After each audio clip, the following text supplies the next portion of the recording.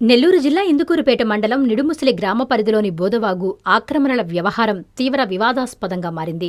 సుమారు 33 ఎకరాల 43 సెంట్ల విస్తీర్ణంలో ప్రవహించే ఈ వాగును ఆక్రమించి అక్రమంగా ఆక్వాకల్చర్ ఫారాలు ఏర్పాటు చేశారనే ఆరోపణలు స్థానికంగా కాకరేపుతున్నాయి.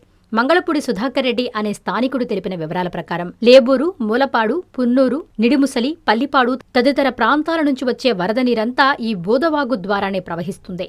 గతంలో 2008లో ఈ వాగు పొంగిపొర్లటంతో చుట్టుపక్కల ప్రాంతాలన్నీ ముంపునకు గురయ్యాయి. ఇప్పుడు మళ్లీ వాగులో ఆక్వాఫారాలు, రహదారుల నిర్మాణం చేపట్టడంతో సమీపంలోని గిరిజన కాలనీతో పాటు వందలాది ఎకరాల వ్యవసాయ భూములు మునిగిపోయే ప్రమాదం ఉందని బాధితులు తీవ్ర ఆందోళన వ్యక్తం చేస్తున్నారు. ఈ ఆక్రమణలపై పలుమార్లు స్థానిక అధికారులకు విన్నవించినా ఎలాంటి ఫలితం లేకుండా పోవడంతో బాధితులు గతంలోనే హైకోర్టును ఆశ్రయించి స్టే ఉత్తర్వులు తెచ్చుకున్నారు. అయినా కూడా క్షేత్రస్థాయిలో అక్రమ నిర్మాణాలు ఆగలేదని, కోర్టు ఆదేశాలను ధిక్కరిస్తూ పనులు కొనసాగించారని స్థానికులు ఆరోపించారు. ఈ వ్యవహారంలో న్యాయం చేయాలని కోరుతూ కలిచేటి సౌజన్యమ్మ మరికొందరు ఆంధ్రప్రదేశ్ హైకోర్టులో పిటిషన్ దాఖలు చేశారు. వాగు ఆక్రమణలను నిరోధించి సహజ ప్రవాహానికి అడ్డంకులు లేకుండా చూడాలని కోరారు. సుధాకర్ రెడ్డి,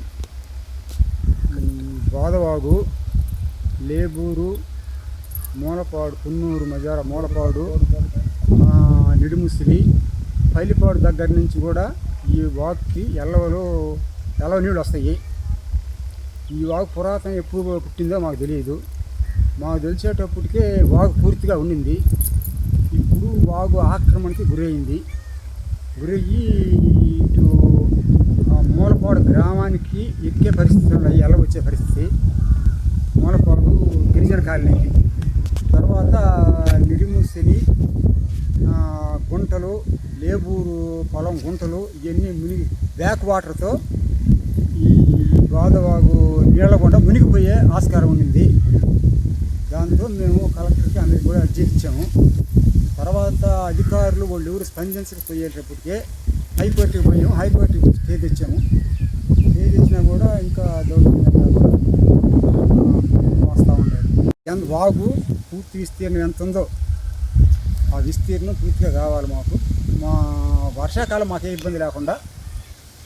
ఇబ్బంది లేకుండా పోవాలా. వర్షాకాలం గిరిజన కాలనీకి కూడా ఎక్కే, మూలపాడు గిరిజన కాలనీకి ఎక్కే ప్రమాదం కూడా ఉంది.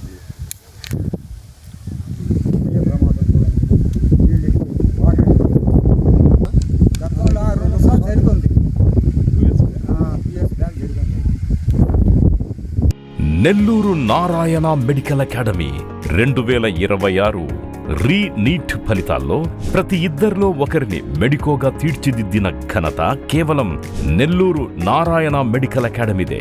రాయలసీమ రీజన్ పరిధిలో 1000 లోపు 8 మంది విద్యార్థులు ఆల్ ఇండియా టాప్ ర్యాంకులు సాధించడమే కాకుండా ఏకంగా 45% మంది విద్యార్థులతో 400కు పైగా మెడికల్ సీట్లు సాధించిన ఒకే ఒక్క విద్యా సంస్థ నెల్లూరు నారాయణ మెడికల్ అకాడమీ.